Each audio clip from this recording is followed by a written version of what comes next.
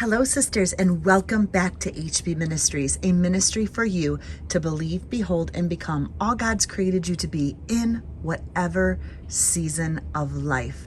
We are currently in the Anchored Faith Bible Study, and we are going into week 3.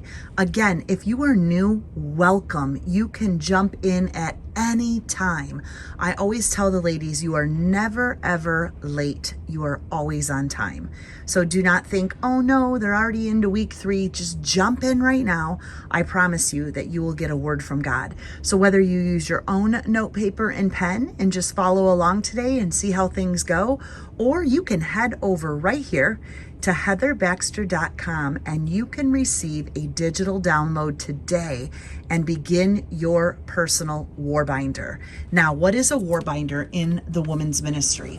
What that is in this ministry for the year of 2021, we are learning to be fully awake. Yep, that is our theme, fully awake, which means every month, and we're in the 6th month right now, we have a Bible study, and each study is around the theme of keeping us fully awake. So we learn to design our war binders. We've got studies from January, February, March, April, May, and of course, June. All of these past studies are available.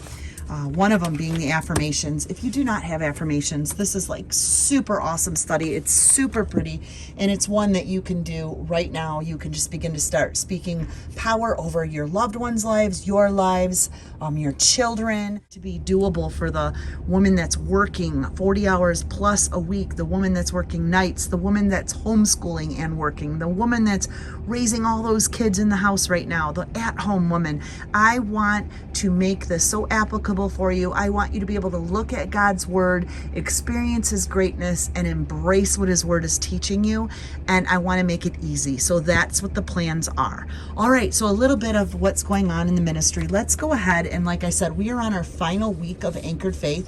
Whatever week I'm doing, I take those pages out and I use a clipboard. That is just what I like to do because I can easily put this in my Bible bag, put it upstairs, leave it at my desk, and I could just move the pages around. So these are what our worksheets are looking like for this study. I change the worksheet every single month. This month, our Bible tip is how to use the 5 R's. So we learn how to read, reflect, remember, respond, and research. The back of these pages, of course, ladies, are used for you to either write your verse down or brain dump, or maybe listen to some of the messages I share, or on the first day of the week or the very first day of each study, because this is day 1, day 2, day 3, day 4. Day 5 is always a live study. At 12 p.m. Eastern Standard Time, I teach a live study over on YouTube, and I usually do a recap of the whole week and one main lesson. Once you get into the rhythm here, you'll begin to understand how the days of the week go and how the studies go. And again, if you're doing this with a small group, very easy. This is 1 week worth of study. Your handouts match each column. So one day's work is right here. So if we were to say, you could say whatever day of the week you want, but Monday, Tuesday, Wednesday, Thursday, you would have a Monday, Tuesday, Wednesday, Thursday piece of paper like this. Bring all your papers to small group and you can discuss them. And also, don't forget to show up for the live community Bible study worldwide, where we all get together and we close that week out together. So that's a little bit of how the community works. So today, the topic of this whole week is light of the world. I highly, highly recommend that you get a yellow highlighter, and that's why I did this in white, and that you highlight this in yellow, light of the world.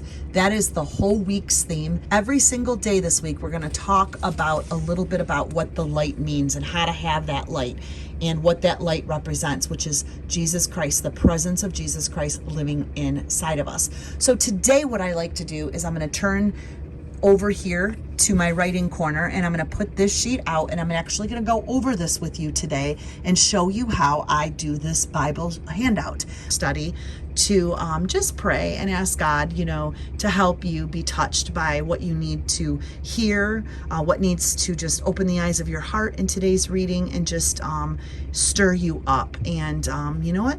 Ask the Holy Spirit to help you listen and learn and change and decide. Make a choice that you're going to do that. Seek Very important, something that you can apply to your life. And remember to enjoy, because this is not homework. This is you spending time in the presence and the fullness of joy. All right, remember, sisters, we use the Bible code chart. And you can, again, find this download at heatherbaxter.com in the ministry shop. It's a free download. But whatever Bible verse we're doing, I'm trying to help you understand a color code that matches it so you can see what's happening in God's word. Well, right when I wrote this out, it says, then Jesus spoke to them again. I'm going to highlight this whole verse in pink because it's him speaking, it's him working, it's him trying to tell us something. So he's actually speaking here. So highlight this all pink in your Bibles or on your paper.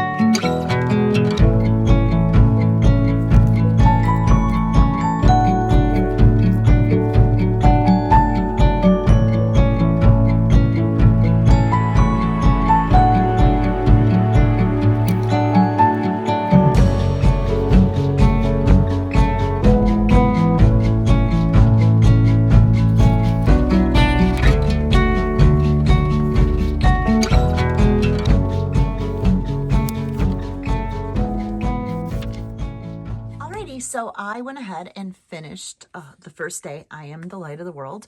Again, specifically zooming in, I am the light. And I looked up John 8:12, John 9:15, and John 12:46. Now here you go. On the back here, I did the 3 verses and wrote them out, did some word circling. I usually look them up in NIV, the New International Version, and Amplified. And I compare some of the wordings and I circle and do some wordplay. And then I went ahead and I reflect each one. So I break it down, and like in John 8:12, we're learning that you are the light. If you follow him, you're going to live in the light and not darkness. Therefore, you're going to have this glow about you. Then John 9:15, I put it into the research area. And this I love, because when I get to a point of a verse, which I did this for you, and I specifically pulled this verse out for you so you could understand research, because I bet many of you were going, well, what does this mean? And how does this have to do with I am the light? Well, this is the miracle of Jesus taking mud. And sometimes when we look at our life, it can be messy and we're blinded to so many things.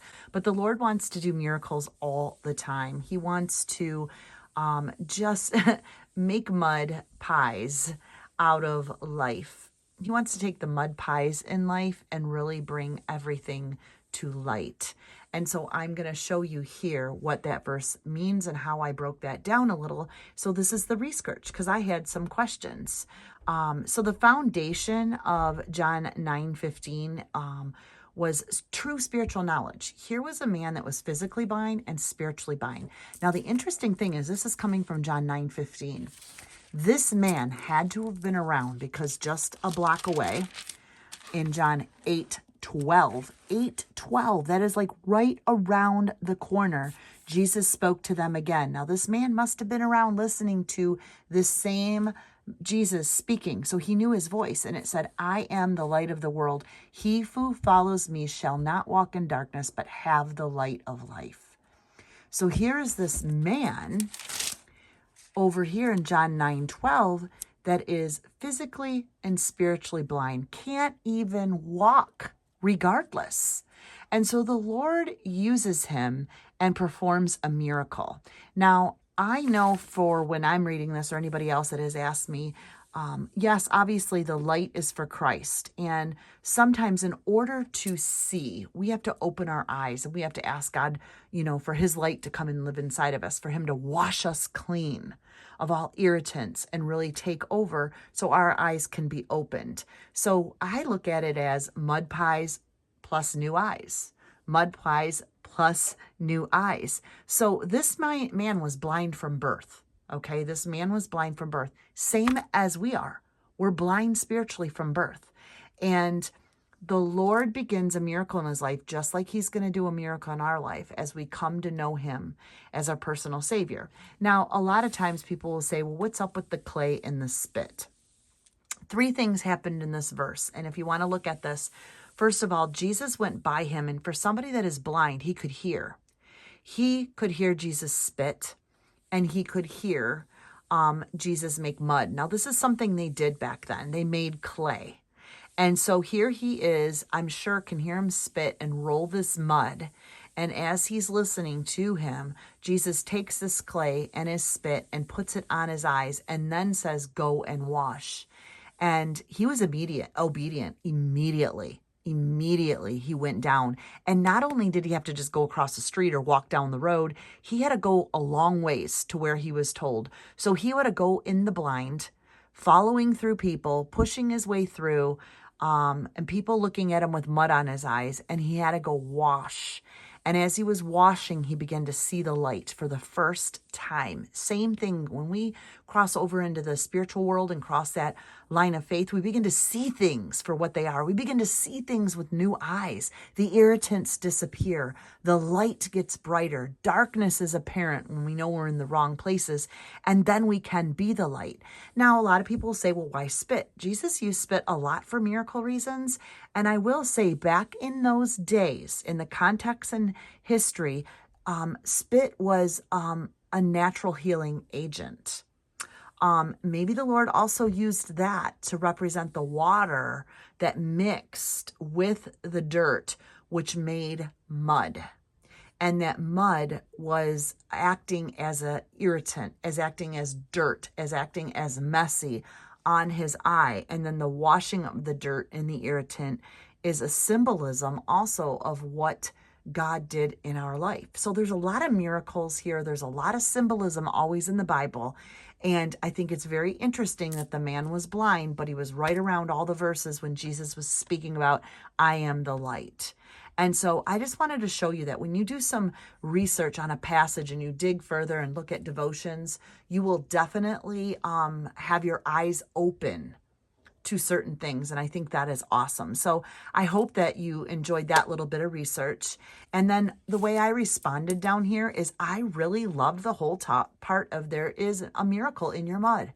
There is miracles in your mud. Maybe you cannot see and you need the Lord to wash some irritants out of the way and allow you to be touched so you can see it from his point of view, his true spiritual knowledge. So I was really responding to the mud and the miracle. Now, the remembering verse that I chose to remember John 8:12.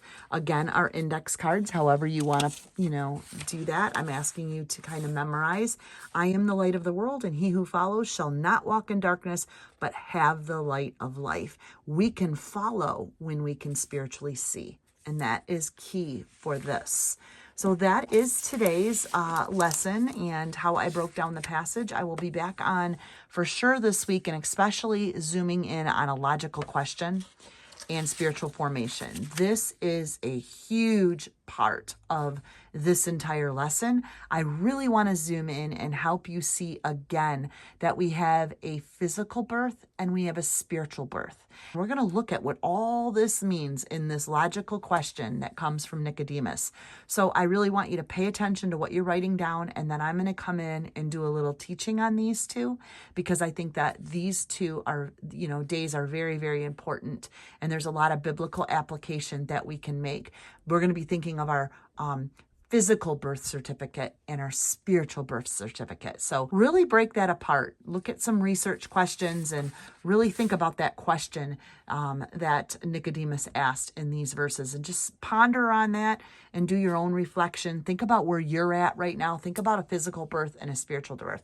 So I'm just giving you a little insight for the next parts of this week's lesson. So I pray this was a blessing. I love looking at the Bible with you and showing you how I do a devotion every single day by looking up the verses, writing them down, and then doing a little bit of reflection. Again, use your spiritual prompts, and then discuss this with whoever you're with. That's what's awesome. you could go forever in discussing the mud and the miracles. God has definitely spit and made some mud to perform a miracle in your life. He has definitely taken the mud and created a miracle. And so look at that. And another person said, which I thought was really cool when I was doing some Googling, is the spit represents, God spitting on the enemy and saying no. You're not going to be blinded in this area. You're not going to be taken away in this area. Because remember, when Jesus was on the cross, he was spit on. So spit can come from an area of Jesus just spitting away the enemy's work and saying, I'm going to take my anointing and I'm going to spit my anointing over you, Satan, and I'm going to create a miracle over this. I'm going to take mud and I'm going to heal. And I'm going to use this as an example. So there's so many different ways. I'd love to hear what you think when you think of the clay and the spit and the irritants and the mud and how Jesus used this to heal a blind man. Love to hear from you in the comments below. Let's see what we can come up with together as we just talk about this. All right, blessings, ladies, and I will see you in the next day's review.